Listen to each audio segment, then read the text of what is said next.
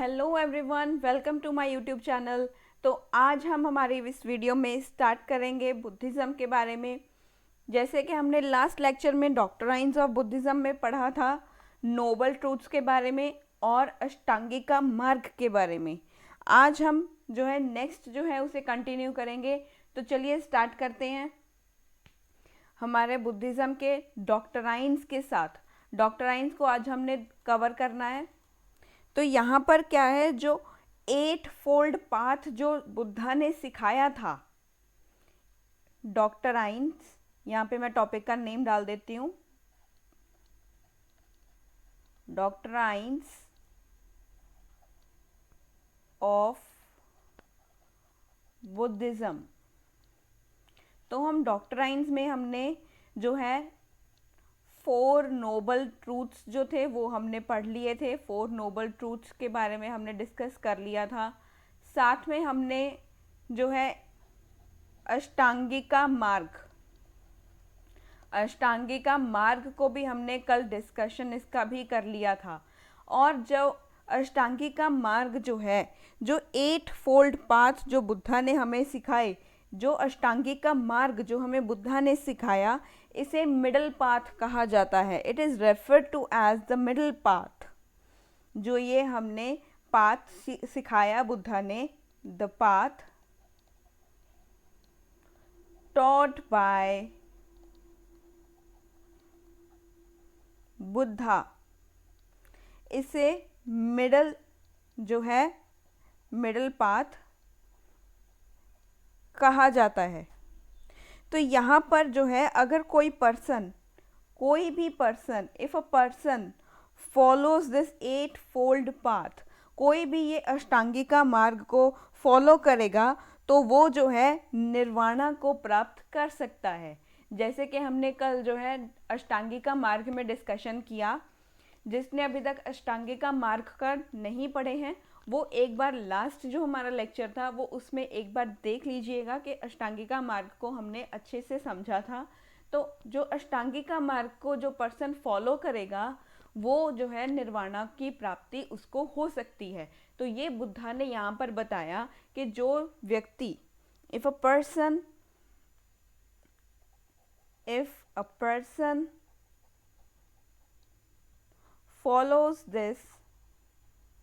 follows this अष्टांगिका मार्ग,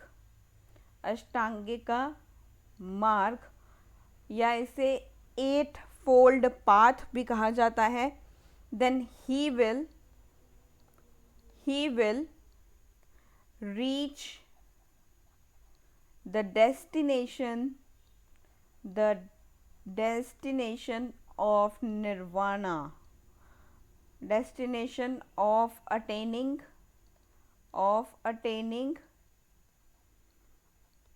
निर्वाणा या निबाना। उसे निवाना या निर्वाणा की जो है वो प्राप्ति हो सकती है अगर वो इस पाथ पर फॉलो करता है, इस पाथ के ऊपर चलता है, इन चीज़ों को अपनी लाइफ में इम्प्लीमेंट कर लेता है, तो उसे निर्वाणा की जो है वो प्राप्ति हो सकती है। तो यहाँ पर जो है निर्वाणा का जो अल्टीमेट गोल है, ये बुद्धा की जो टीचिंग्स हैं, ये एक अल्टीमेट गोल है बुद्धा की टीचिंग्स का। बुद्धा की जो टीचिंग्स हैं, इनका अल्टीमेट एक ही गोल है, इनका अल्टीमेट गोल एक ही है, वो है निर्वाणा की प्राप्ति, अटेनमेंट ऑफ निर्वाणा का जो है अटेनमेंट या इसकी जो प्राप्ति है वो होना इस बुद्धा की टीचिंग्स का एक मेन और एक अल्टीमेट गोल माना गया है। जो निर्वाणा या निभाना है, इसे निर्वाणा भी कहा जाता है, निबाना भी कहा जाता है। तो डोंट गेट कंफ्यूज्ड। कई बार जो है वो निर्वाणा भी लिखा आ सकता है, निबाना भी लिखा आ सकता है। तो ये जो चीज़ें हैं वो सेम ही हैं। ये मत सोचना कि वहाँ पर क्वेश्चन में अगर निबाना लिखा आ गया तो ये क्या पूछ लिया। तो वहाँ पर जो है वो निबाना के बारे में ही पूछ रहा है, निर्वाणा के बारे में ही पूछ रहा है। तो ये जो है इसका जो मतलब है, इसका जो मतलब होता है वो होता है नॉन अटैचमेंट, या अपनी जो क्रेविंग्स हैं, हमारी जो लस्टिंग जो है उसको ख़त्म कर देना। उस चीज़ों से हमें दूर जाना है, हमारी क्रेविंग से दूर जाना है। कई चीज़ों की होता है ना कि जैसे हम वो एक लस्ट हमारे अंदर वो पैदा होने ही स्टार्ट हो जाती है कि नहीं, वो मुझे अगर वो मुझे चीज़ चाहिए ही चाहिए, वो तो चीज़ चाहिए ही चाहिए, चाहे उसका आपकी ज़िंदगी में कोई रोल है चाहे नहीं है। ठीक है, एक छोटी सी गाड़ी में भी आप सरवाइव कर सकते हो अगर आपका जो है वो फैमिली के साइज़ के ऊपर वैसे डिपेंड करता है। अगर न्यूक्लियर फैमिली है तो फिर छोटी गाड़ी से भी जो है वो आप अपनी लाइफ को भी यहाँ पर जो है स्पेंड कर सकते हो, छोटी सी गाड़ी में भी। ठीक है, नहीं तो अगर आप लेनी चाहो तो फिर आपके पास फॉर्च्यूनर है, मर्सिडीज़ है, वो भी ले सकते हो। लेकिन वो तभी लोगे ना जब आपकी जो है आपकी पॉकेट जब उस चीज़ को इजाज़त दे रही होगी। ऐसा नहीं है कि आप 40,000 कमा रहे हो और जो है 65 लाख की जो वो गाड़ी है वो आप लेनी चाहते हो। ठीक है, ये जो है बहुत ज़्यादा डिफरेंस आ गया। 40,000 आप पर मंथ कमा रहे हो और आप सपने देख रहे हो मर्सिडीज़ के। मर्सिडीज़ के सपने देखो, लेकिन उससे पहले ये भी देखो कि मुझे 40,000 का उसको डबल अमाउंट में करना है, कि मुझे डबल ट्रिपल इतना ज़्यादा लेकर के जाना है कि मैं अगर उस गाड़ी को लूँ तो फिर मुझे कभी सोचना भी ना पड़े कि मैंने इतने पैसे वहाँ पर देने हैं। ठीक है, इतना ज़्यादा अमीर होने के बारे में आपको सोचना पड़ेगा। लेकिन सबसे पहले इस क्रेविंग को भी जो है वो कंट्रोल में करना पड़ेगा। वो चीज़ों को आपको, जो अगर आपने वो चीज़ें लेनी भी है, वो क्रेविंग्स को आपको अभी कंट्रोल में करना पड़ेगा। उन चीज़ों को लेने के लिए मेहनत लगानी पड़ेगी, तभी वो चीज़ें आप जो है वो प्राप्त कर सकते हो। निर्वाणा का जो है सिग्निफिकेशन होता है कि अपनी जो डिज़ायर्स हैं, अपनी अटैचमेंट्स जो हैं, लालच जो है, ये जो हमारा हेटनेस है, हमारा ईगो है, इन चीज़ों को इग्नोर करना, इन चीज़ों को अपनी लाइफ से इतना दूर कर देना कि हम इन चीज़ों की तरफ देखें भी नहीं। तो ये सब चीज़ें होती हैं। यहाँ पर निर्वाणा का मतलब होता है कि भी हमें हमारी जो नीड्स हैं उनको नहीं ख़त्म करना है, खुद का जो फिजिकल जो डेथ है वो नहीं करनी है। निर्वाणा का मतलब होता है कि भी जो हमारी जो डिज़ायर्स हैं, हमारे अंदर जो क्रोध है, जो ईगो है, वो चीज़ों को निकाल करके अपनी ज़िंदगी से बाहर करना है। और जो है वो सबके साथ एक प्यार से, सोशल इक्वालिटी के साथ, एक दूसरे के साथ सोसाइटी में जो है वो रहना है। और हमारे पास ऐसा नहीं है भी कोई फालतू की आप डिस्कशन में पड़ जाओ, या कोई भी आपको आके 4 बातें सुना गया, उल्टा आपने भी उसको 8 बातें सुना दी, ऐसा नहीं करना है। अगर उसने सुना दिया कोई बात नहीं, ठीक है। ठीक है, ये चीज़ें करनी है कि अगर कोई भी आपको कुछ भी कहे, you won't get affected by the words of the other persons. आपको भी उसकी तरह कटु वाक्य नहीं बोलने हैं।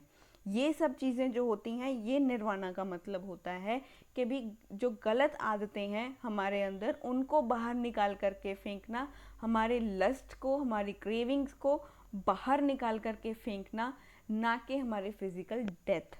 ठीक है, ये नहीं होता है इसका मतलब। जो इंसान निर्वाणा की जो है वो प्राप्ति करता है, जो है बॉडी के अंदर, जो उसके अंदर जो निर्वाणा की जब प्राप्ति होती है उसे कहा जाता है सोप दिशेषा निबाना धातु। अभी हम इसको एक बार डिस्कशन कर लेते हैं इसके ऊपर कि जो जब निबाना जो है हमारी बॉडी के अंदर, हमारी लाइफ के अंदर जब उसकी अटेनमेंट होती है, वो आना जो है स्टार्ट हो जाता है, निर्वाणा हमें प्राप्त हो जाता है। निर्वाणा का मतलब होता है, निर्वाणा की जब प्राप्ति हो जाती है तब उसे कहा जाता है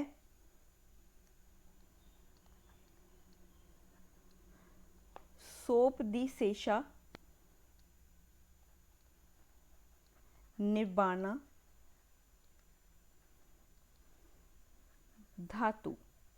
अगर हम इसे हिंदी में लिखें तो फिर इसका मतलब होगा सोप दिशेषा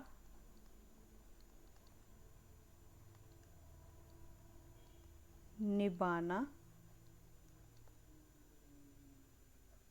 धातु।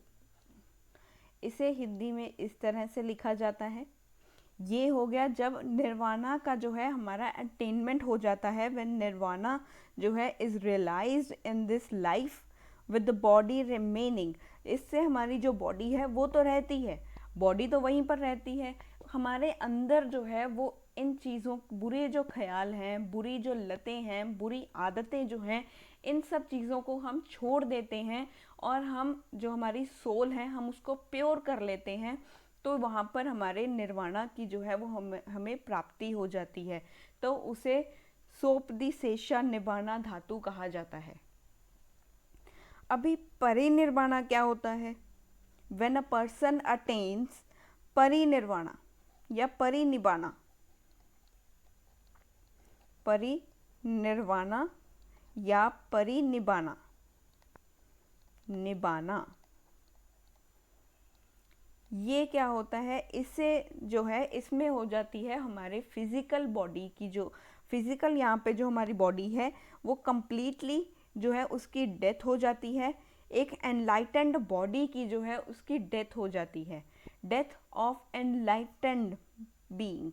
एनलाइटेंड बीइंग मतलब जिसने जो है वो इतना ज्ञान हासिल किया हो, जिसने निर्वाणा का प्राप्त कर लिया हो, एकदम उसे एनलाइटनमेंट हो गया हो, उसे सत्य की जो तलाश थी उसने वो को उस चीज़ को प्राप्त कर लिया हो, सत्य की तलाश उसकी पूरी हो चुकी हो, तो उसे जो जब उस व्यक्ति की, उस एनलाइटेंड पर्सन की जब डेथ हो जाती है, जैसे कि बुद्धा की हुई थी, तब उनकी जो बॉडी है, बॉडी का जो कोई भी हिस्सा था वो नहीं बचा था। मतलब कि बॉडी जो थी वहाँ पर फिजिकली प्रेजेंट ही नहीं थी। जो बॉडी का जो रिमेन्स, जो फिजिकल एग्जिस्टेंस था, जो पीछे हमारे जब डेथ हो जाती है तो फिर जो है हमारी आत्मा जो है वहाँ से नहीं, उसमें नहीं होती बॉडी में, सिर्फ और सिर्फ एक बॉडी पीछे रह जाती है, जिसका हम जो है जो संस्कार या जो क्रियाक्रम हम करते हैं वो हम उस बॉडी का करके आते हैं। ठीक है, वो बॉडी को एक नष्ट करना होता है। तो यहाँ पर जो है वो एनलाइटेंड बॉडी, जो एनलाइटेंड पर्सन था उसकी बॉडी भी नहीं रहती है, वो जो है वो एकदम अलोप हो जाते हैं, उनकी बॉडी भी नहीं रहती है, वो वहीं पर जो है उनका कुछ रिमाइंडर वहाँ पर नहीं रहता है। तो वो जो चीज़ होती है उसे महापरिनिर्वाणा या परिनिर्वाणा, परिनिबाणा कहा जाता है। यहाँ पर जो है कंप्लीट या फाइनल डाइंग होती है। ये यहाँ पर कंप्लीटली जो बॉडी होती है उसकी डेथ हो जाती है बिना कोई रिमाइंडर पीछे छोड़े, कुछ भी नहीं बचता पीछे। यहाँ पर है कंप्लीट और final dying only used for the enlightened.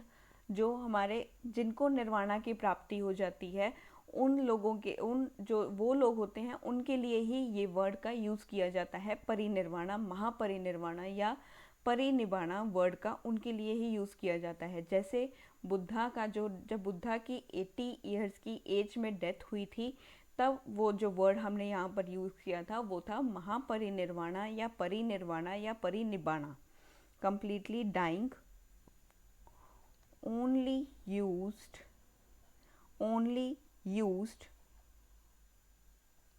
for enlightened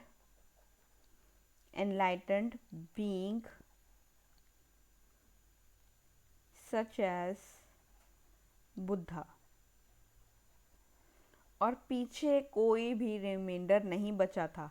तो इसे क्या कहा जाता है? इसे कहा जाता है अनुपदिशेषा निबाना धातु। अनुपदिशेषा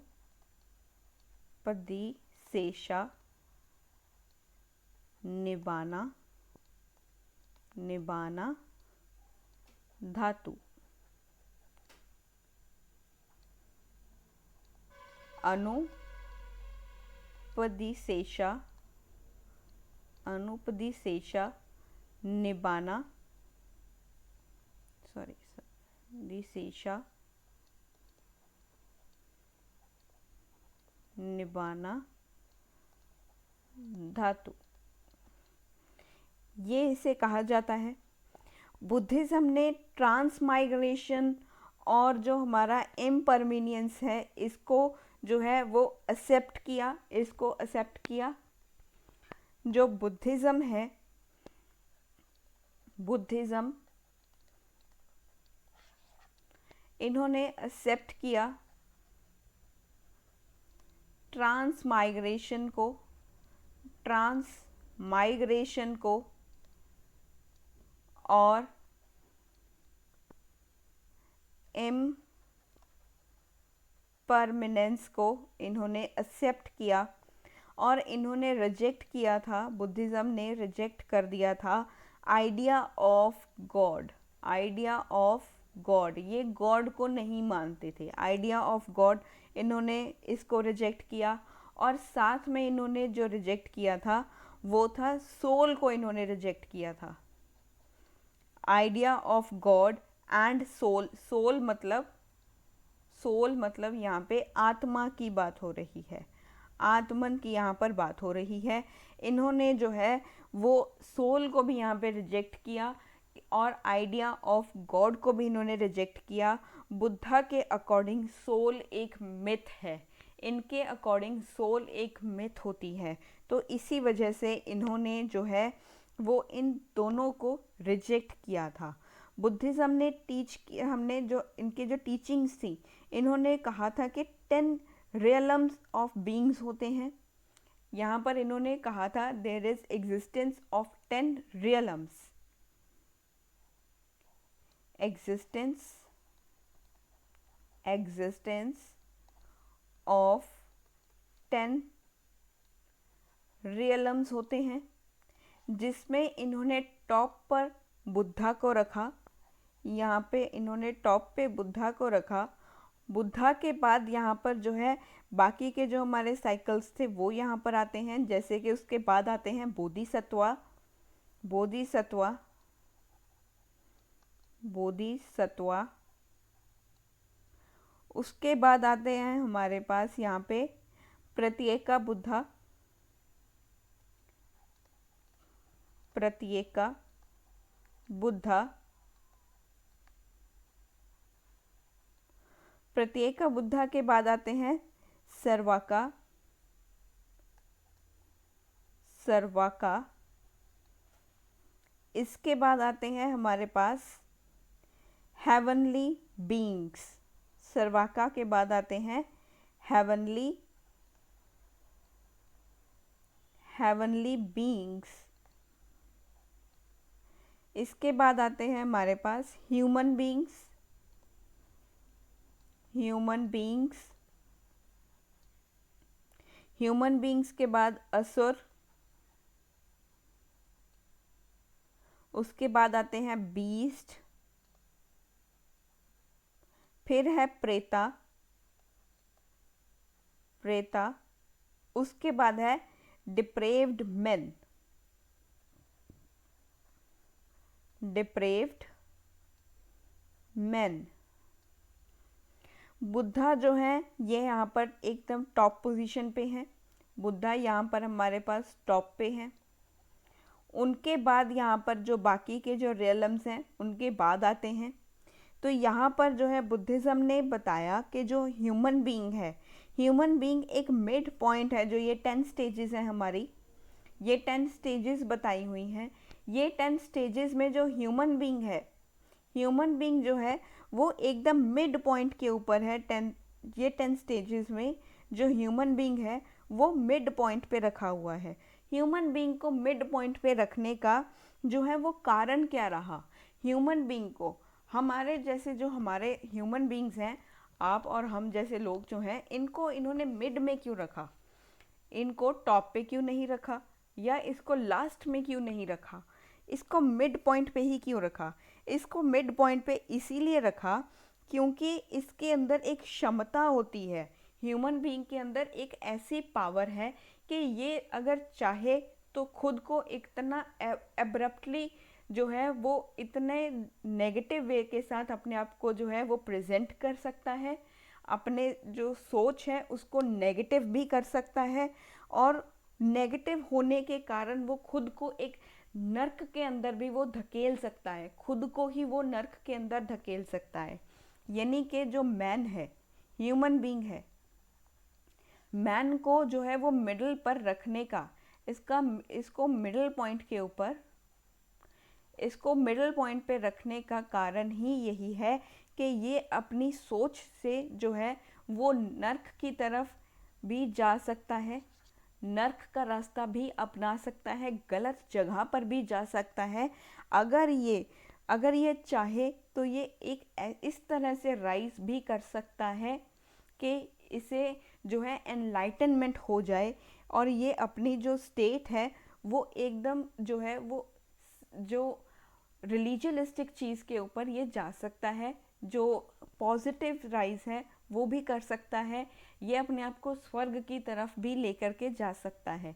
इसके अंदर इतनी ज़्यादा क्षमता होती है, इसके सोचने की शक्ति इतनी ज़्यादा है कि ये चाहे तो कुछ भी कर सकता है, ये चाहे तो एनलाइटनमेंट भी ले सकता है, ये चाहे तो एनलाइटनमेंट भी प्राप्त कर सकता है, निर्वाणा भी प्राप्त कर सकता है, ये चाहे तो खुद को एक नर्क के रास्ते पर भी धकेल सकता है।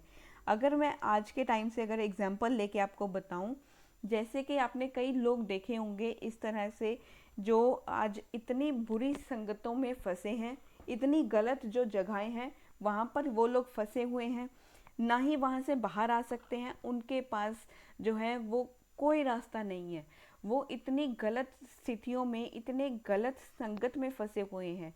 ठीक है, कई वहाँ पर आपने इस तरह के लोग भी देखे होंगे जो इतने ज़्यादा जो तपस्वी लोग हैं, या अपने आप को जो है वो अपने काम तक इन्वॉल्व करके रखते हैं, उनके अंदर इतनी ज़्यादा पॉजिटिविटी है, जब भी आप उनसे मिलते हो तो फिर आपके अंदर भी एक अलग सी जो है वो पॉजिटिविटी आनी स्टार्ट हो जाती है। तो कई इतने ज़्यादा लोग नेगेटिव होते हैं कि उनको, उनकी परछाई भी अगर देख लो ना तो फिर भी इतना मन जो है वो खट्टा होना स्टार्ट हो जाता है कि यार कहाँ इसकी शक्ल देख ली। कई बार हो सकता है भी आपको इस तरह के लोग भी मिलते हों कि भाई वाह इसकी शक्ल देख ली तो हो सकता है आज का दिन अच्छा ही जाए, कहीं इस तरह के लोग भी आपको मिलते हैं। वो इसीलिए ही एक इंसान को बुद्धा ने जो है एक मिडिल पॉइंट पर, मिडिल स्टेट पर इसीलिए रखा क्योंकि ये चाहे, इंसान चाहे तो कुछ भी कर सकता है, इसके अंदर इतनी ज़्यादा जो है पावर होती है कि ये अपने अंदर एक जो है फेथ के साथ, अपने डिसिप्लिन के साथ अपने गोल को अचीव भी कर सकता है। जैसे कि मैंने आपको एग्जांपल बताई है, ये तो एक होगी पॉजिटिव वे के साथ। आपने कई इस तरह के एस्पिरेंट्स भी देखे होंगे, आप इंटरव्यूज़ उनके सुनते होंगे कि उनकी जो है वो उनकी इंटरव्यू सुनने के बाद आपको ऐसा लगता होगा कि भाई यार अगर ये कर सकते हैं तो फिर हम भी कर सकते हैं। कई इस तरह के लोग भी होते हैं, उन्होंने जो है अपनी लाइफ में डिसिप्लिन को लिया, कंसिस्टेंसी बनाई और अपने गोल को अचीव किया। वहीं पर कई लोग इस तरह के भी होते हैं कि भाई क्या दे दिया हमें, हमने इसमें अपने लाइफ को इतना ज़्यादा पार्ट हमने यहाँ पर वेस्ट कर दिया, हमसे कुछ भी नहीं हुआ। कई इतने ज़्यादा नेगेटिव लोग भी आपको इसी फील्ड में मिल सकते हैं। तो यहाँ पर दो पहलू होते हैं, हर सिक्के के दो पहलू होते हैं। उसी वजह से एक इंसान के अंदर भी हमेशा दो पहलू होते हैं, या तो वो नेगेटिव साइड में ज़्यादा होता है या तो वो पॉजिटिविटी के साथ हर चीज़ को हैंडल कर सकता है। इसीलिए आपको जब भी आप यूपीएससी की प्रिपरेशन करते हो, इसीलिए कहा जाता है कि अपने माइंड के अंदर पॉजिटिव अप्रोच रखो, अपने माइंड के अंदर पॉजिटिव अप्रोच को लेकर आओ। अपने माइंड के अंदर जो है कोई भी नेगेटिविटी की जो बात है वो कभी मत करो, और अपने आसपास के लोगों, जो नेगेटिव लोग हैं, उनसे थोड़ा सा दूरी बना करके रखो। अगर कोई आपको, आपके इतना नज़दीक भी है ना, कोई के भी इतना ज़्यादा नज़दीक है, वो भी आपको नेगेटिव कर रहा है, तो उसकी बात को भी आप वहीं पर ही छोड़ दो, उससे बात करना बंद कर दो। ठीक है, धीरे धीरे, ऐसा नहीं है कि एक बार में उसको कटाक्ष वर्ड जो वाक्य हैं, इतने कटु वाक्य बोल दो कि वो आपकी शक्ल भी ना देखे, ऐसा भी नहीं है। धीरे धीरे करके उस इंसान से जो है वो दूरी बनानी स्टार्ट कर दो, अपने आप ही वो आपसे दूर जाना स्टार्ट हो जाएगा। एक दो बार आपको कहेगा भी भाई तू बात नहीं कर रहा या तू बात नहीं कर रही, तो हो सकता है कि वो एक दो बार कहे, लेकिन उसके बाद वो चीज़ें नॉर्मल होनी स्टार्ट हो जाएंगी। उसको भी समझ आने लग जाएगा कि आपका और उसका जो रिलेशन है वो अभी इतना ज़्यादा नहीं चल पाएगा। वो अपने आप ही आपसे जो है वो एकदम दूरी बनानी स्टार्ट कर देगा। तो यहाँ पर जो है आप अपने पास पॉजिटिव अप्रोच रखो, डिसिप्लिन रहो और कंसिस्टेंसी मत तोड़ना कभी भी। कंसिस्टेंसी, चाहे 2 घंटे पढ़ो पर लेकिन पढ़ो, उस चीज़ को इतने अच्छे से पढ़ो कि वो भी आपको एकदम प्रोडक्टिव लगे, वो 2 घंटे भी आपको प्रोडक्टिव लगे। तो इस तरह से आपको कंसिस्टेंसी ब्रेक नहीं करनी है। तो ये चीज़ें जो है अपने अंदर लेकर के आओ। और दूसरी बात ये है कि अपने अंदर फेथ रखो। Faith should be there inside you. कोई भी फेथ आपके अंदर आकर के ट्रांसफ़र नहीं करने वाला, ना ही कोई आपका रिश्तेदार, ना कोई आपका दोस्त, ना कोई आपका टीचर या आपका मेंटर वो चीज़ आपके अंदर ट्रांसफ़र कर सकते हैं। वो सिर्फ आपको एक गाइडेंस दे सकते हैं, एक पॉजिटिव अप्रोच की तरफ लेकर के जा सकते हैं, आपको कंसिस्टेंस रहने के लिए कह सकते हैं, आपको मोटिवेट कर सकते हैं, लेकिन आपके अंदर फेथ नहीं डाल सकते। फेथ तो अंदर से ही लेकर के आना होगा। तो ये सब चीज़ें जो हैं, इसीलिए एक मैन को यहाँ पर मिडिल पॉइंट के ऊपर रखा है, क्योंकि इसके पास बहुत ही ज़्यादा जो है वो पावर होती है। चाहे तो वो एकदम नेगेटिव साइड चला जाए, चाहे तो वो पॉजिटिव साइड पर चला जाए। अब ये उसके ऊपर डिपेंड करता है, ठीक है, कि वो इंसान ने कौन सा रास्ता जो है वो चूज़ करना है। उसके बाद जो है बुद्धिस्ट ट्रेडिशन के अकॉर्डिंग कर्मा जो है हमारा कर्म, वो कहते हैं ना कि भी ये karma is a bitch. Karma is always जो है वो हमारे आगे आ जाता है। अगर बुरे कर्म करोगे तो फिर उसका जो रिज़ल्ट है वो इसी जन्म में, इसी लाइफ में आपको भुगतना पड़ेगा। लेकिन ऐसा नहीं है कि भी कोई ये कह दे कि भी जो आज आपका जो लाइफस्टाइल है वो शायद आपके पिछले कर्मों का फल मिल रहा है। ऐसा भी नहीं हो सकता। वो चीज़ें आपको इसी लाइफ में, यही जो आपको जीवन मिला है, यहीं पर आपको वो चीज़ें दे करके जानी होती हैं। जो भी आप कर्म करोगे, आपके कर्म से ही जो है आप महान बन सकते हो, या आप जो है वो कर्म से ही, अगर आप कर्म अच्छे करोगे तो फिर परिणाम अच्छे होंगे, कर्म बुरे करोगे तो परिणाम बुरे ही मिलेंगे। ठीक है, कई लोग होते हैं जो गलत काम करते हैं तो उनको जो है रिजल्ट भी उनका एंड ऑफ द लाइफ भी उनकी जो है उनको पे करना पड़ता है अपने एंड ऑफ द लाइफ में। इसीलिए सबसे बेटर तो यही है कि अपनी लाइफ में अभी पे कर दो और बाद में इंजॉय करो। तो वो भी आपके कर्म हो गई कि आपने पहले मेहनत की, उसके बाद आपको इंजॉयमेंट भी मिलना चाहिए। ठीक है, अभी अगर आप प्रेपरेशन अच्छे से करोगे तभी लबासना जा कर के इंजॉय भी कर पाओगे और वहाँ पर सीख भी सकोगे। वहाँ LBSNAA is not for enjoyment, LBSNAA में भी जा कर के आपको अच्छा परफॉर्मेंस ही देना होता है। तो वो भी जो है एक हमारा काम का, एक हमारे कर्म का ही हिस्सा हो जाता है। तो कर्म जो हैं वो रिज़ल्ट होते हैं हमारे एक्शंस का। कर्म जो होते हैं ये हमारा रिज़ल्ट होता है हमारे एक्शंस का, कि हम क्या एक्शन करते हैं। जैसे कि अगर आप पॉजिटिव चलोगे तो कर्म जो हैं आपको अच्छे ही मिलेंगे। अगर आप नेगेटिव साइड गलत काम करोगे तो फिर उसका भी नतीजा आपको, उसका भी जो कर्म है वो अभी ही भुगत कर जाना होगा। इसी लाइफ में आपको वो चीज़ें पे करनी होंगी। अगर अभी आप मेहनत करोगे, अभी हार्ड वर्क करोगे तभी आपको जो है अच्छे जो हैं वो रिज़ल्ट्स मिलेंगे। अगर अभी आप लोग इन्जॉयमेंट करोगे, ऐसा नहीं है कि पूरा भी इन्जॉयमेंट करने से मना कर रही हूँ, मना भी नहीं है, लेकिन सारा टाइम ऐश ये चीज़ें करते रहोगे, ये यहाँ पर पार्टी कर ली, वहाँ पर पार्टी कर ली, ठीक है, मम्मी पापा को बेवकूफ़ बना करके पैसे ऐंठ लिए, वहाँ से ये नोट्स लेने हैं, नोट्स के बहाने आप लोग अगर उनसे पैसे ले रहे हो और उनके पैसे एक गलत जगह पर इन्वेस्ट कर रहे हो, गलत जगह के ऊपर लगा रहे हो, तो वो चीज़ें आप खुद को ही जो है वो आपके कर्म को गलत बना रहे हो। कर्म आप इज़ अ बिच, वो आपको आगे पे करना होगा। ठीक है, तो ये सब चीज़ें जो हैं बुद्धिस्ट जो ट्रेडिशन है उनके अकॉर्डिंग भी यही चीज़ है कि कर्मा हमारे एक्शन का ही रिज़ल्ट होता है। कर्मा हमारे एक्शन का ही रिज़ल्ट होता है। और ये जो रीबर्थ और बर्थ का जो साइकिल है, हमारा जो रीबर्थ का साइकिल है, रीबर्थ और हमारा जो बर्थ का जो साइकिल है वो भी कर्मा के ऊपर ही बेस्ड होता है। ये भी हमारे कर्मा के ऊपर ही बेस्ड होता है। जैसे कर्म करोगे वैसा ही आपको जन्म मिलेगा। उसी अकॉर्डिंगली ये चीज़ें तो हमारे पुराने टाइम से ही चलती आ रही हैं। आज भी हमारे जो दादा दादी हैं, जो नाना नानी हैं, वो चीज़ें कहते हैं भी कर्म अच्छे करो तो अगला जन्म या ये जन्म भी आपका जो है वो अच्छा हो सकता है। अगर बुरे कर्म करोगे तो फिर इस जन्म में तो भुगतोगे ही, और अगले जन्म में भी जा कर के वो चीज़ें आपको भुगतनी होंगी। तो ये चीज़ें हमारे दादा दादी, आपके नाना नानी ने भी कई बार कही होंगी। मेरे दादा दादी और नाना नानी ने तो कही थी, इसीलिए मैं ये बात आपको यहाँ पर भी जो है एज एन एग्जाम्पल के तौर पर बता रही हूँ। तो ये चीज़ें जो हैं ये हमने हमारे जो बड़े बुजुर्ग हैं वहाँ से भी सुनी हुई हैं। तो यही चीज़ें जो हैं बुद्धा ने कही थी। और जो बुद्धिज़्म है, बुद्धिज़्म जो है वो ज़्यादातर जोर डालते हैं नॉन वायलेंस के ऊपर, कि हमें जो है वो वायलेंस नहीं करना चाहिए। जो हिंसा है, हिंसा से तो हमें दूर ही रहना चाहिए। तो उन्होंने भी जो है इन चीज़ों को फॉलोअप किया।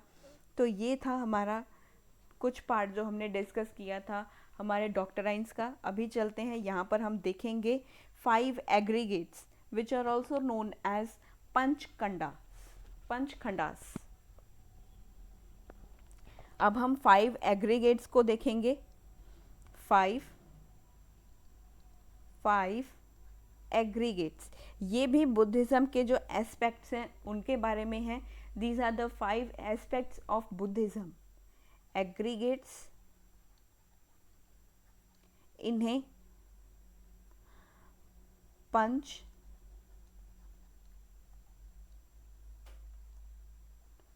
खंडास कहा जाता है, पंचखंडास कहा जाता है, या इन्हें जो है बुद्धिज़्म के एस्पेक्ट्स कहा जाता है। ये एक इम्पॉर्टेंट एस्पेक्ट्स होते हैं।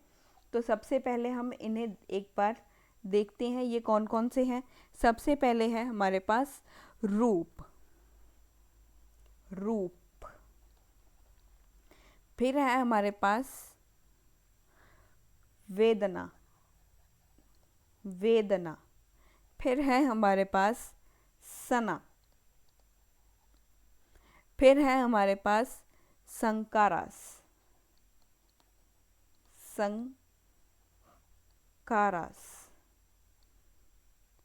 फिर है हमारे पास विनाना। रूप का मतलब होता है फॉर्म या बॉडी या फिजिकल एग्जिस्टेंस कैसा है। फिजिकल एग्जिस्टेंस, इसके हम एक बार एग्जाम्पल से समझेंगे। ये सारे के सारे जो हमारे 5 एग्रीगेट्स हैं या जो हमारे एस्पेक्ट्स हैं, ये हमारे बुद्धिज़्म के, इनको हम समझेंगे हमारे जो है एग्जाम्पल के साथ। और जो वेदना होती है, वेदना होता है सेंसेशंस या फीलिंग्स कैसी हैं।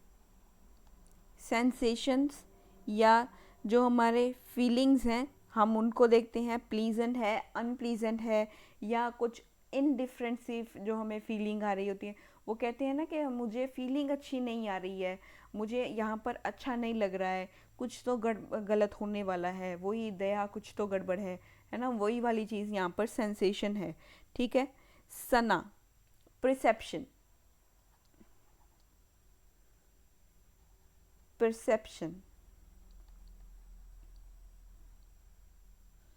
फिर उसके बाद आता है संखारास, मेंटल फॉर्मेशन और वॉयलेशन। मेंटल फॉर्मेशन और वॉयलेशन।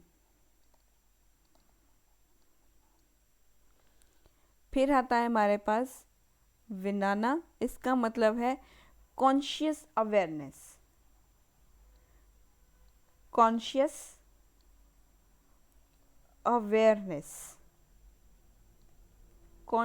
अवेयरनेस। तो यहाँ पर जो है हमारे पास एक एग्जाम्पल है।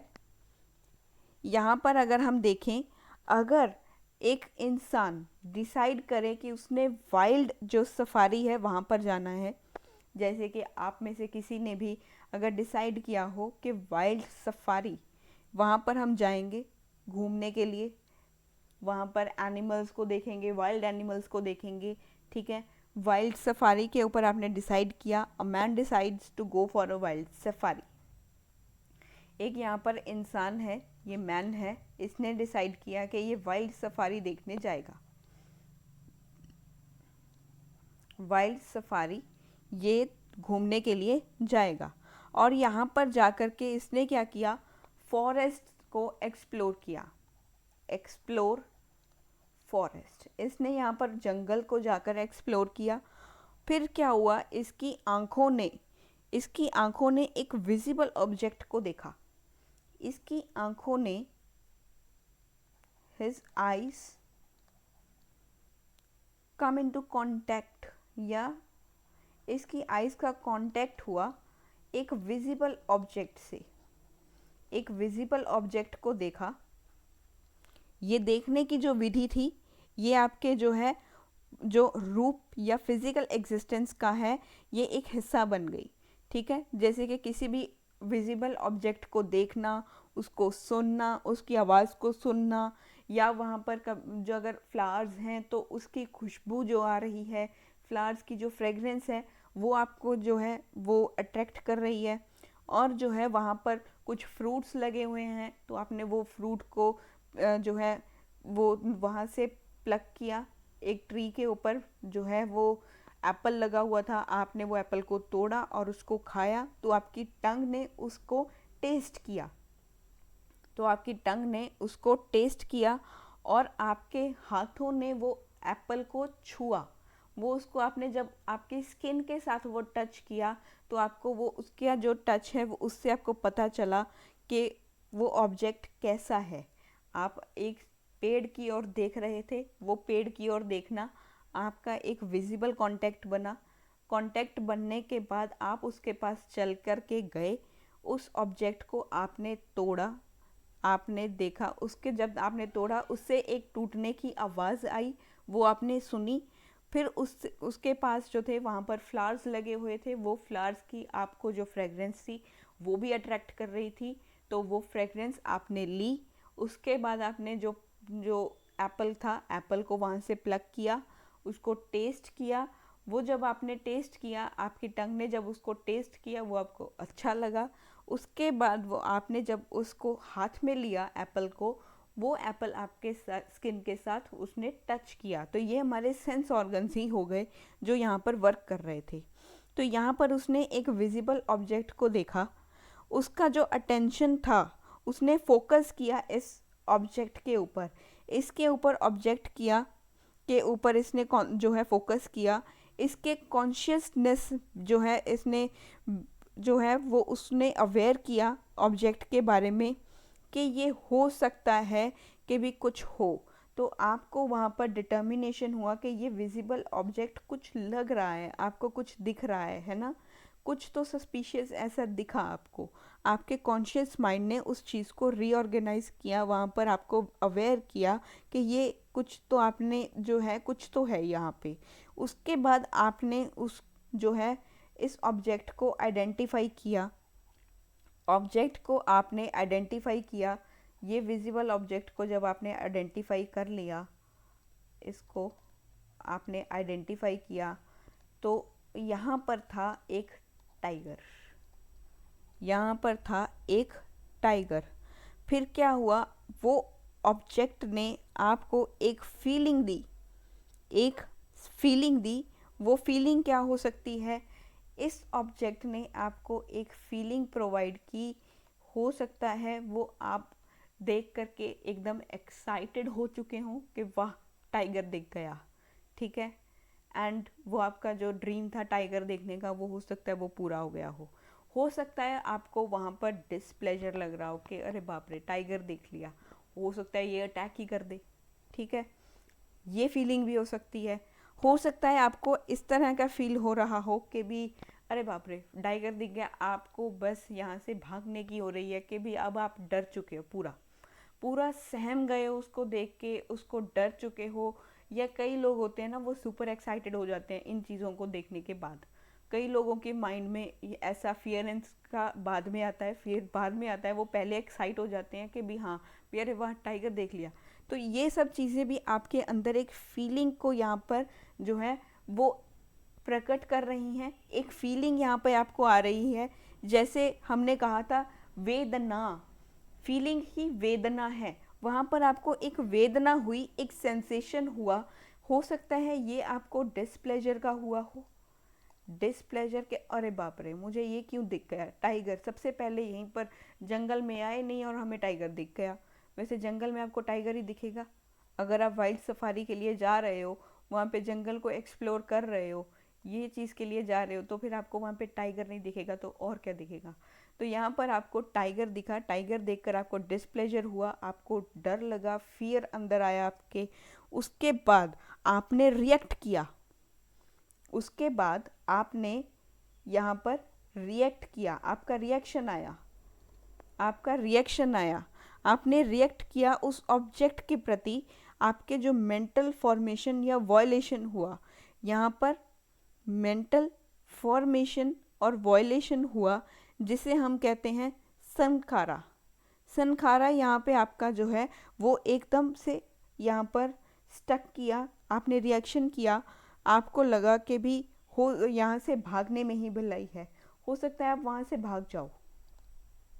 यहाँ पर आपके दिमाग ने एक आपको यहाँ पर मैसेज भेजा कि run from the space, run from the place that, क्योंकि आपके सामने टाइगर है, ठीक है, टाइगर है, आप उसको देखकर भागोगे कि आप उसके साथ जाकर के हेलो करोगे, ठीक है, भी hello I am this and you are tiger, है ना, आपका रिश्तेदार थोड़ी है वो, ठीक है, वो एक वाइल्ड एनिमल है, वो अटैक भी कर सकता है, ठीक है, वो रन, आप वहाँ से भागने की कोशिश करोगे। और आप साथ में अपने क्या करोगे, आप एक चीज़ भी उठाओगे वहाँ से कि अगर इसने अटैक किया तो फिर मेरे पास भी कोई ना कोई हथियार होना चाहिए ताकि मैं भी पलट कर वार कर सकूँ इसके ऊपर, ठीक है। कई बार जो कई लोग होते हैं वो इतना ज़्यादा नहीं सोच पाते, वो एकदम सिचुएशन से भाग जाते हैं, ठीक है, जो हमारा हार्मोन है फाइट और फ्लाइट वो ऑन हो जाता है, वहाँ से कई लोग जो है फाइट किए बिना भागने की कोशिश करते हैं। लेकिन कई लोग जो होते हैं वो दोनों करते हैं, भाग भी रहे होते हैं और ये भी सोच रहे होते हैं अगर उसने अटैक किया तो फिर मैंने क्या करना है वहाँ पे। कई लोगों का दिमाग ज़्यादा चलता है। तो यहाँ पर जो है आप वहाँ पर उससे भागोगे भी और वहाँ पर अपने हाथ में एक पत्थर भी उठाओगे, कोई ना कोई चीज़ तो वहाँ पर उठाओगे ही, है ना, कोई ना कोई अगर पत्थर भी पड़ा होगा तो फिर आप वहाँ पर उसे उठाने की भी कोशिश करोगे, ठीक है, कि भी मैं उसके ऊपर अटैक कर सकूं। तो वहाँ पर आप पत्थर उठाओगे, उसके ऊपर फेंकने की कोशिश भी करोगे। ये जो है हमारी एक डेली की एक्टिविटीज़ से रिलेटेड चीज़ें थी, ये हमारी एक एक्टिविटी से रिलेटेड चीज़ें थी। ये जो एग्रीगेट्स हुआ करते हैं, ये सारे एग्रीगेट्स जो हैं ये हमारे डेली के एक्टिविटीज़ के साथ रिलेटेड हैं, हमारी डेली की एक्टिविटीज़ के साथ रिलेटेड हैं। इसीलिए यहाँ पर इसे जो है जो बुद्धिज़्म ने एक इम्पॉर्टेंट एस्पेक्ट्स बताए हैं यहाँ पर, इन सभी 5 के 5 जो हमारे एग्रीगेट्स हैं इनको एक इम्पॉर्टेंट सेग्रीगेट जो है वो एस्पेक्ट्स जो है वो बुद्धिज़्म में बताया हुआ है। तो यहाँ पर हमने देखा कि जो 5 एस्पेक्ट्स दिखे, डॉक्टर आइंस को समझा, डॉक्टर आइंस के बाद हमने निर्वाणा को समझा, महापरिनिर्वाणा को समझा और साथ में हमने 4 नोबल ट्रुथ्स को भी देखा।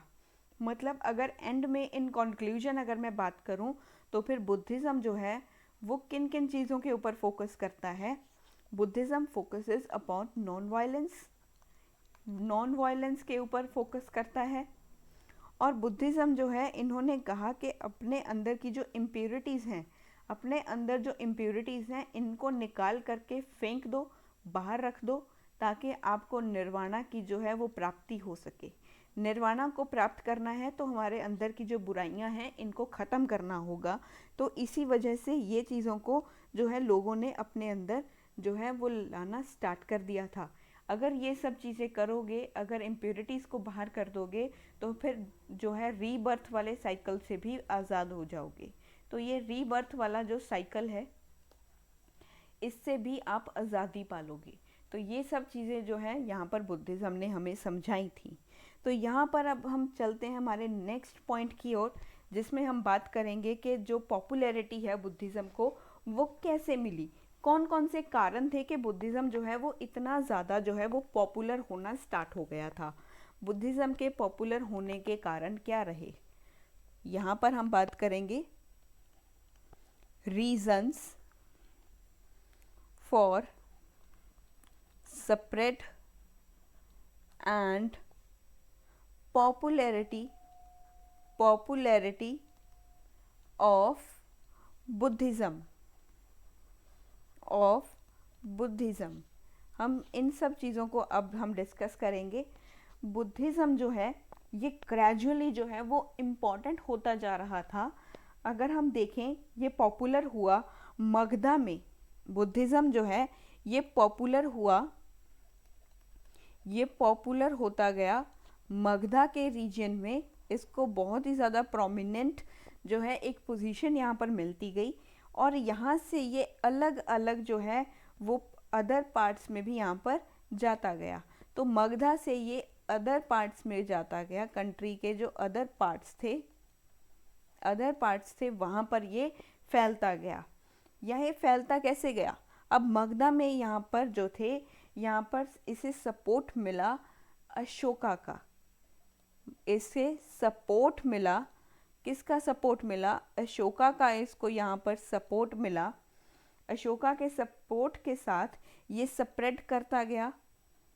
इसने स्प्रेड किया सेंट्रल एशिया तक। ये सेंट्रल एशिया तक या जो है वो स्प्रेड कर गया। उसके बाद ये वेस्ट एशिया में स्प्रेड हुआ। ये वेस्ट एशिया में स्प्रेड हो गया और यहाँ से ये श्रीलंका में भी जो है वो फैल गया। यहाँ से ये सेंट्रल एशिया, फिर वेस्ट एशिया, फिर श्रीलंका। ये इसे सपोर्ट मिला अशोका का, जो राजा अशोका थे, अशोक जो थे उनके जो है यहाँ पर सपोर्ट की वजह से ये इतनी सारी जो जगह थी हमारे ऑल ओवर द जो हमारी कंट्री थी वहाँ पर भी गया और ये कंट्री से बाहर भी जाता रहा। Central Asia, waste Asia, Sri Lanka तक ये फैलता गया। अभी जो है हमारे जो कारण है हम उसे देखते हैं अभी कौन सी वजहों से ये इतना ज़्यादा प्रोमिनेंट हुआ। तो यहाँ पर सबसे पहला आता है हमारे पास, हम सबसे पहले यहाँ पर बात करते हैं जो बुद्धिज़्म था। बुद्धिज़्म जो था, जब हमने देखा कि बुद्धिज़्म ने अटैक किया वर्ण सिस्टम के ऊपर, इसने अटैक्ड वर्ण सिस्टम के ऊपर इसने अटैक किया, जैसे हमने स्टार्टिंग में पढ़ा था। और यहाँ पर जो है इसको एक पर्टिकुलर यहाँ पर इसे सपोर्ट मिला लोअर कास्ट का। यहाँ पर बुद्धिज़्म को जो है वो सपोर्ट मिला, यहाँ पर इसे सपोर्ट मिला, सपोर्ट ऑफ लोअर कास्ट। जैसे यहाँ पर क्षत्रियस का सपोर्ट मिला, यहाँ पर जो है जो हमारे वैश्यस थे उनका सपोर्ट मिला, मर्केंटाइल ग्रुप्स का इनको सपोर्ट मिला। ठीक है, यहाँ पर लोअर कास्ट का भी इनको सपोर्ट मिला। यहाँ पर जो लोग थे यहाँ पर इन्होंने खुल के इस जो है जो इस रिलीजन का, इस बुद्धिज़्म का सपोर्ट किया। क्यों किया? क्योंकि ये सभी कास्ट के लिए ओपन था। It was open for everyone. ये हर जो वर्ग के लोगों के लिए ये एकदम खुला था, हर चीज़ के लिए। यहाँ पर जो है वो यहाँ पर जो प्रोमिनेंसी थी वो हर कास्ट को यहाँ पर दी गई थी। हर चीज़ को यहाँ पर इक्वली यहाँ पर ट्रीट किया जाता था। इसी वजह से जो है हर कास्ट का, चाहे वो लोअर कास्ट है चाहे वो अपर कास्ट है, हर कास्ट ने इसको सपोर्ट किया। और साथ ही साथ यहाँ पर जो है विमेंस का इन्हें सपोर्ट मिला। विमेन का सपोर्ट यहाँ पर इन्हें क्यों मिला? क्योंकि यहाँ पर जो है वो विमेंस को भी एडमिट किया जाता था संघ में। मतलब कि बुद्धिस्ट मॉन्क्स या बुद्धिस्ट नन्स अगर आपको बनना है तो फिर जो विमेंस थी उनको भी यहाँ पर अलाउड था। विमेंस भी यहाँ पर बुद्धिस्ट मॉन्क्स बन सकती थी। अगर हम बात करें हमारे वैदिक काल में, वहाँ पर हमने देखा था, लेटर वैदिक में जब हमने पढ़ा था कि वहाँ पर विमेंस की कंडीशंस बिल्कुल भी अच्छी नहीं थी। उन्हें सभा और समिति का भी पार्ट नहीं माना जाता था। उन्हें जो है एक चार दीवारी के अंदर वहाँ पर उन्हें बंद करके रख दिया गया था। पर यहाँ पर बुद्धिज़्म में ऐसा बिल्कुल भी नहीं था। यहाँ पर विमेन को एक सपोर्ट मिला यहाँ पर वो जो है वो बुद्धिस्ट मॉन्क भी बन सकती थी। वो बुद्धिस्ट मॉन्क्स और जो है नन्स का जो एक ग्रुप होता है जिसे संघा कहा जाता है, ये इस संघ का हिस्सा बन सकती थी। तो यहाँ विमेंस का सपोर्ट इसीलिए मिला क्योंकि विमेंस जो हैं वो संघ का पार्ट बन सकती थी, इसका पार्ट भी, इसका हिस्सा वो बन सकती थी। इसी वजह से जो है यहाँ पर लोगों ने इसको सपोर्ट करना स्टार्ट कर दिया और बुद्धिज़्म को है वो इतना ज़्यादा पॉपुलैरिटी मिलनी स्टार्ट हो चुकी थी। अगर हम सेकंड पॉइंट की यहाँ पर बात करें, जो बुद्धा की जो पर्सनैलिटी थी वो भी इतनी ज़्यादा इफ़ेक्टिव थी, इतनी ज़्यादा पावरफुल पर्सनैलिटी थी कि जो लोग हुआ करते थे उनके जो प्रेजेंस ऑफ माइंड था उनके कामनेस की वजह से वो भी जो है उनकी तरफ अट्रैक्ट होते जा रहे थे। क्योंकि यहाँ पर जो गौतम बुद्धा थे उनका जो स्वभाव था, उनका स्वभाव इतना ज़्यादा शांत था कि लोग उनकी तरफ अपने आप ही जो थे वो अट्रैक्ट हो जाते थे। वो उनकी कामनेस से इतने ज़्यादा इम्प्रेस हो जाते थे कि वो मजबूर हो जाते थे कि हम भी इसी जो है इस रिलीजन को, इस सेक्ट को अपना लें। इसी वजह से बुद्धिज़्म जो है इतना ज़्यादा प्रोमिनेंट, इतना ज़्यादा जो है वो वाइडली स्प्रेड किया था। तो यहाँ पर जो है बुद्धा की जो पर्सनैलिटी थी, बुद्धा की पर्सनैलिटी की वजह से भी, बुद्धा पर्सनैलिटी जो थी वो भी इतनी ज़्यादा अच्छी थी कि उस वजह से भी जो है ये इतना ज़्यादा पॉपुलर और इतना विशाल जगहों पर इसका फैलाव हुआ। तो यहाँ पर इसकी पर्सनैलिटी जो थी उसने भी एक यहाँ पर पॉपुलैरिटी हासिल की। इनकी पर्सनैलिटी की वजह से भी बुद्धिज़्म जो है वो बुद्धिज़्म की जो है वो पॉपुलैरिटी होती जा रही थी। क्योंकि जो इनका पर्सनैलिटी थी वो एकदम जो थी वो काम थी, चाहे जैसी मर्जी परिस्थितियां हो, जितना मर्जी कठिन समय हो, वो अपने आप को हमेशा उन स्थितियों में भी एकदम शांत रखते थे, एकदम अपने आप को एक पवित्र जो था वो पवित्र रखते थे और अपने आप को एकदम शांत रखते थे। वो कभी भी ऐसा नहीं है कि भी हड़बड़ी में कुछ भी कर दिया या कुछ ये कर दिया वो कर दिया, नहीं, कुछ भी नहीं, एकदम शांत। चाहे जैसी मर्जी परिस्थितियां हो, जितना मर्जी हार्ड टाइम आया हो, कुछ मर्जी सिचुएशन जो है वो चल रही हो, वो तब भी एकदम शांत रहते थे। तो ये सब जो था उनके अंदर जो अपने आप ऑटोमेटिकली ये सब चीज़ों ने लोगों को उनकी तरफ अट्रैक्ट किया था। इनका कामनेस की वजह से under what ever the situation it is, under difficult situations, जितनी मर्ज़ी कठिनाई जो आ जाए, जितनी मर्ज़ी कठिन परिस्थितियां हो जाएं, ये अपनी कामनेस नहीं छोड़ते थे। इसी वजह से जो है वो बुद्धिज़्म जो है इतना ज़्यादा पॉपुलर होता जा रहा था। अभी नेक्स्ट जो है वो है हमारे पास, नेक्स्ट हम बात करेंगे कि भी जो बुद्धा है, बुद्धा की जो टीचिंग्स थी, जो बुद्धा की टीचिंग्स जो हुआ करती थी, बुद्धा ने किस लैंग्वेज में अपनी टीचिंग्स दी थी, वो दी थी इन्होंने पाली लैंग्वेज में। बुद्धास टीचिंग, बुद्धा की जो टीचिंग्स थी ये हमेशा हमें पाली लैंग्वेज में दिखाई देती हैं। ये पाली लैंग्वेज में थी। पाली लैंग्वेज जो है ये कॉमन मैन की भाषा है, ये आम आदमी की भाषा थी। ये लैंग्वेज जो थी, लैंग्वेज ऑफ कॉमन मैन, आम आदमी की भाषा थी। ये आम आदमी की भाषा में ही अपनी टीचिंग्स को दिया करते थे, जिसकी वजह से ये ज़्यादा स्प्रेड हुआ था, जिसकी वजह से जो है वो स्प्रेड किया था बुद्धिज़्म ने। बुद्धिज़्म इसी वजह से ज़्यादा स्प्रेड किया। जैसे ब्रह्मानिज़्म की अगर हम बात करें तो फिर ब्रह्मानिज़्म में वो जो हमारे पास ज़्यादा जो राइटिंग्स थी वो संस्कृत भाषा में थी। वो संस्कृत जो थी वो कुछ ही लोग, जैसे कि कुछ ब्राह्मण्स ही हुआ करते थे जो उन्हें पढ़ पाते थे, उन्हें समझ पाते थे। आम लोग जो हुआ करते थे आपके और मेरे जैसे, वो नहीं उसको समझ पाते थे, जिसकी वजह से बुद्धा ने जो हम अपनी जो टीचिंग्स थी वो आम आदमी की भाषा में ही दी, पाली लैंग्वेज में दी, जिसकी वजह से बुद्धिज़्म जो है वो इतना ज़्यादा प्रोमिनेंटली स्प्रेड किया, इतना ज़्यादा जो है उसको पॉपुलैरिटी मिली। उसके बाद जो आता है हमारे पास इसका जो पैट्रोनाइजेशन है, वो बहुत सारे जो राज्य थे उन्होंने किया।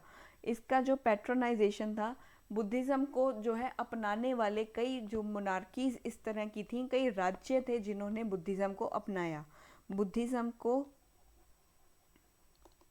बुद्धिज़्म को अपनाया और उनको फैलाया, बुद्धिज़्म को अपनाया भी, बुद्धिज़्म को अपनाया भी और इसको पैट्रोनाइज्ड भी किया। बहुत सारे जो मोनार्कीज थी, जैसे कि यहाँ पर अगर हम बात करें मगधा की बात करें, कोसला की बात करें, अगर हम यहाँ पर कौशंबी की बात करें, और भी बहुत सारे जो हमारे घन संघास थे, इन्होंने जो है इनको स्प्रेड किया, इनको फैलाया और इनको अपनाया भी। मगधा ने भी जो है बुद्धिज़्म को फॉलो किया, इन्होंने भी, कोशाला ने भी बुद्धिज़्म को अपना लिया, कौशंबी ने बुद्धिज़्म को अपनाया, और इन तीनों ने जो है वो बुद्धिज़्म को आगे से और भी ज़्यादा लोगों में इसको जो है इसकी पैट्रोनाइज यहाँ पर किया, लोगों ने इसको माना भी, जिसकी वजह से अगर मगधा के राजा जो थे वो बुद्धिज़्म को मान रहे थे तो लोग भी जो है वो बुद्धिज़्म की तरफ ही जाएंगे, क्योंकि अगर राजा उसको फॉलो अप कर रहा है तो कोई ना कोई कारण तो होगा ही। मगधा का या कोशाला का या कौशंबी का राजा, इन तीनों जो राज्य थे, इन तीनों राज्यों के जो राजा थे, अगर वो बुद्धिज़्म को फॉलो कर रहे थे तो कोई ना कोई वजह तो होगी ही। इतने बड़े राजा होकर के बुद्धिज़्म को अपना रहे हैं, कोई ना कोई वजह तो होगी। इसी वजह से ये लोगों में जो है वो ज़्यादा पॉपुलर होता गया, इसी वजह से इसको पॉपुलैरिटी मिलती गई, इसी वजह से बुद्धिज़्म को पॉपुलैरिटी मिली और ये राइज किया।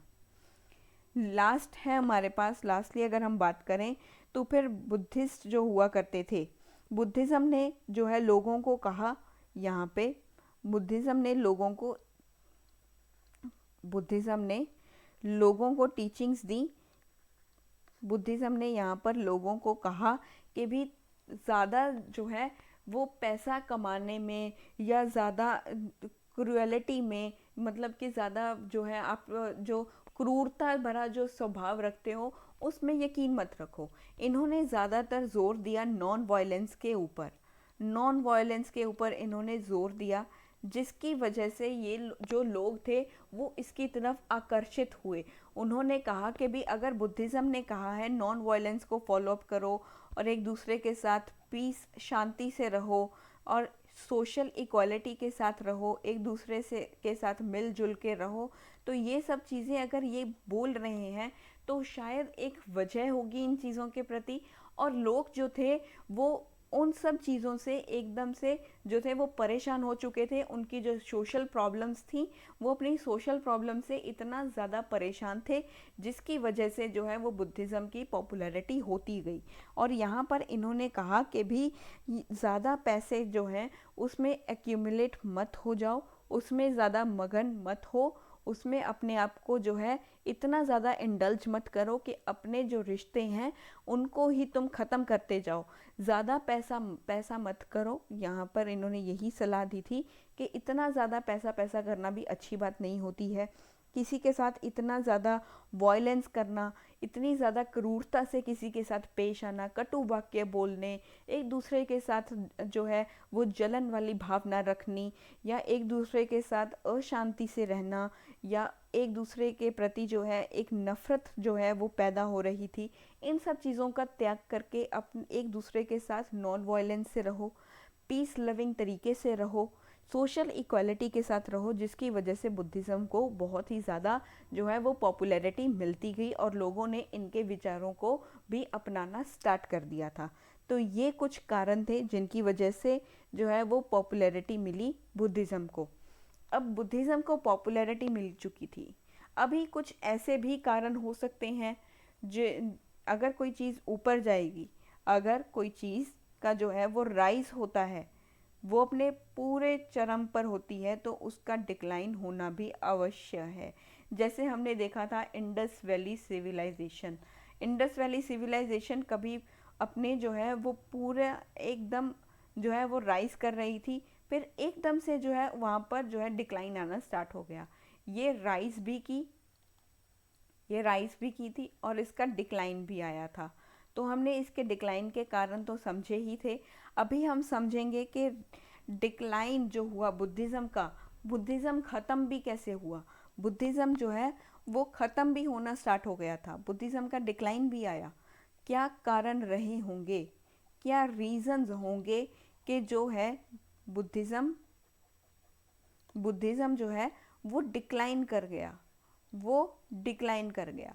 कोई कारण था कि यहाँ से बुद्धिज़्म उठा और यहाँ पर एकदम यहाँ पर जो है वो अपने पूरा इतना ज़्यादा प्रोमिनेंट होता गया होता गया होता गया। फिर एकदम से ऐसा क्या हुआ कि ये एकदम इसका डाउनफॉल आ गया, इसका एकदम डाउनफॉल आ चुका था। क्या कारण थे इसके डाउनफॉल आने की? बुद्धिज़्म के कारण जो है वो अलग अलग कारण थे। सबसे पहले हम देखते हैं यहाँ पर कि इसने जो है वो कौन से कारणों की वजह से यहाँ पर जो है बुद्धिज़्म का यहाँ पर डिक्लाइन होना स्टार्ट हुआ। सबसे पहले अगर हम बात करें, जो बुद्ध धर्म था, बुद्ध जो थे यहाँ पर इन्होंने जो है वो पाली लैंग्वेज को यहाँ पर छोड़ना स्टार्ट कर दिया था। यहाँ पर जो है वो पाली लैंग्वेज को इन्होंने छोड़ना स्टार्ट कर दिया। जैसे जैसे बुद्धिज़्म का राइज हुआ, बुद्धिज़्म में लोग बुद्धिस्ट जो थे, बुद्धिज़्म में इन्होंने जो है पाली लैंग्वेज को जो है पाली लैंग्वेज का यहाँ पर इन्होंने त्याग करना स्टार्ट कर दिया। पाली लैंग्वेज जो थी वो बुद्धिस्ट मॉन्क्स ने यहाँ पर छोड़ दी, ये इसको जो है वो छोड़ दिया। ये जो है इसको छोड़ने के बाद क्या हुआ, जो लोग थे, लोग अब पाली लैंग्वेज के साथ ही बुद्धिज़्म को जानते थे। बुद्धिज़्म का एक जो है वो मार्क था कि हम जो है हमारी जो टीचिंग्स हैं वो पाली लैंग्वेज में देते हैं। लेकिन यहाँ पर जो बुद्धिस्ट मॉन्क्स थे, बुद्धिस्ट मॉन्क्स ने पाली लैंग्वेज को यहाँ पर छोड़ना स्टार्ट कर दिया और यहाँ पर जो थे वो दूसरी भाषा जो थी, जैसे कि संस्कृत, संस्कृत भाषा का यहाँ पर यूज़ करना इन्होंने स्टार्ट कर दिया। संस्कृत भाषा का यहाँ पर इन्होंने इस्तेमाल किया, जो कि आम लोग जो लोग थे, आम आदमी जो था उसकी भाषा जो नहीं थी। पाली लैंग्वेज आम आदमी की भाषा थी, पर इसको तो उन्होंने छोड़ दिया, इसको तो उन्होंने छोड़ दिया। इसको जब छोड़ दिया और संस्कृत को अपनाना शुरू कर दिया, उसकी वजह से जो है बुद्धिज़्म का इसका डिक्लाइन स्टार्ट हो गया। इसकी वजह से ही इसका डिक्लाइन होना स्टार्ट हो गया। पहला कारण तो ये ही था। यहाँ पर जो थे बुद्धिस्ट मॉन्क्स जो थे, इन्होंने पाली लैंग्वेज को छोड़ दिया, अपनी टीचिंग्स को पाली लैंग्वेज में देना बंद कर दिया और संस्कृत लैंग्वेज का यूज़ करना स्टार्ट कर दिया, जिसकी वजह से लोग जो थे वो इसके खिलाफ होने लगे। उसके बाद क्या हुआ कि भी यहाँ पर बुद्धिज़्म ने स्टार्ट किया यहाँ पर आइडियल वर्शिपिंग। यहाँ पर बुद्धिज़्म में यहाँ पर मूर्ति पूजन भी यहाँ पर स्टार्ट हो गया। मूर्ति की पूजा का यहाँ पर होना स्टार्ट हो गया, यहाँ पर मूर्ति की पूजा होनी शुरू हो गई। आइडियल वर्शिपिंग, आइडियल वर्शिप का मतलब होता है मूर्ति का पूजा, मूर्ति के पूजा यहाँ पर स्टार्ट हो गई, मूर्ति पूजन यहाँ पे शुरू हो गया, जिसकी वजह से यहाँ के जो बुद्धिस्ट मॉन्क्स थे, जो बुद्धिस्ट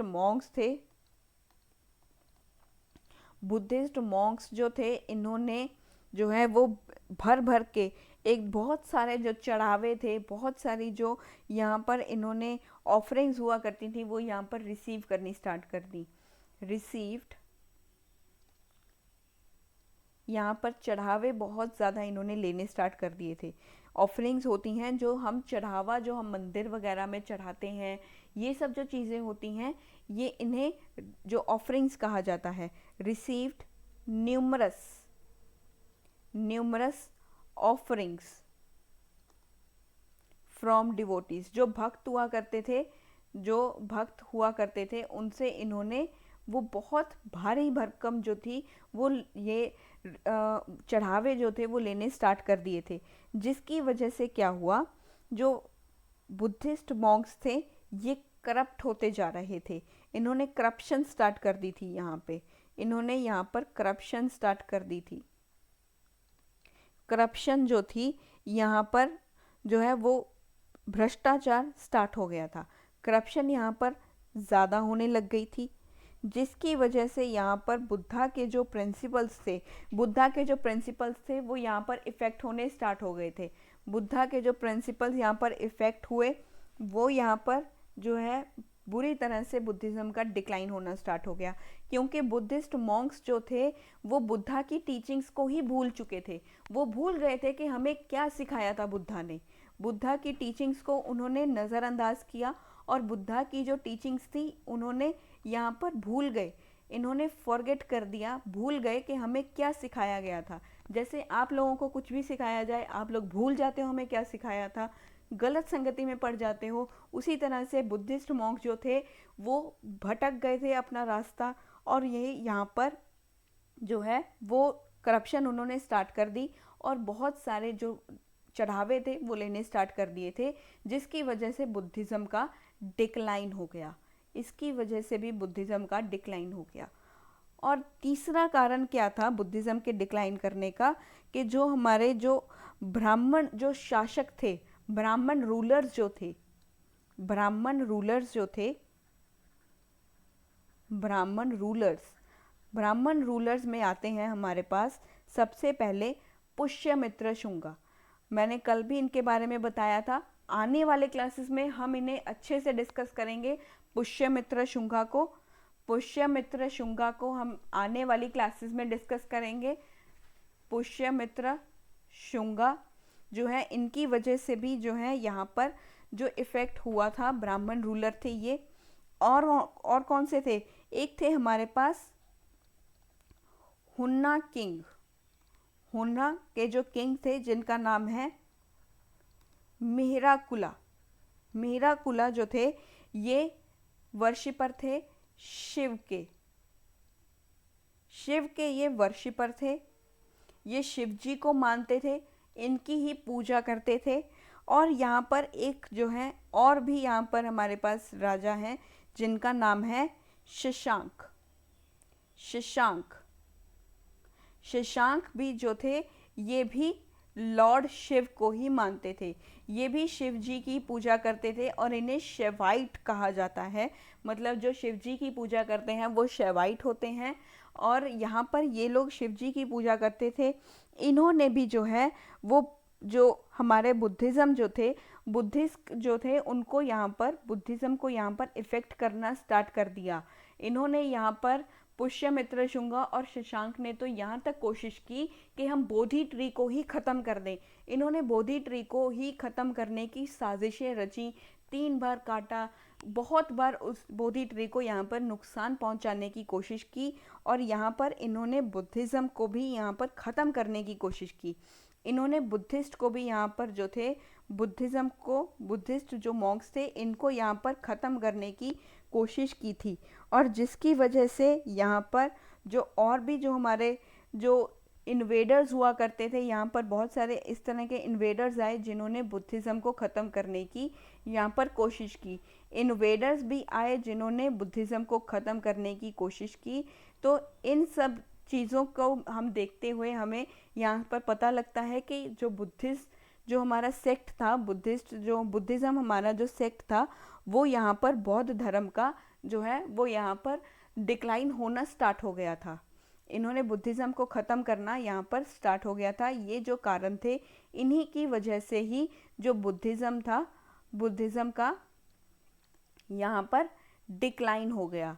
अभी हमारे पास जो है वो हम अलग अलग जो हमारे सेक्ट्स हैं वो हमारे रह चुके हैं, वो हम नेक्स्ट क्लास में करेंगे। जो हमारे सेक्ट्स जो थे वो रह चुके हैं वो हम नेक्स्ट क्लास में पढ़ेंगे। और तब तक के लिए आप बने रहिए मेरे साथ एंशिएंट हिस्ट्री की इस सीरीज़ में। अगर आपको वीडियो अच्छी लगी हो तो फिर शेयर कर देना इस वीडियो को, और subscribe to my channel and keep supporting and keep watching. Thank you so much.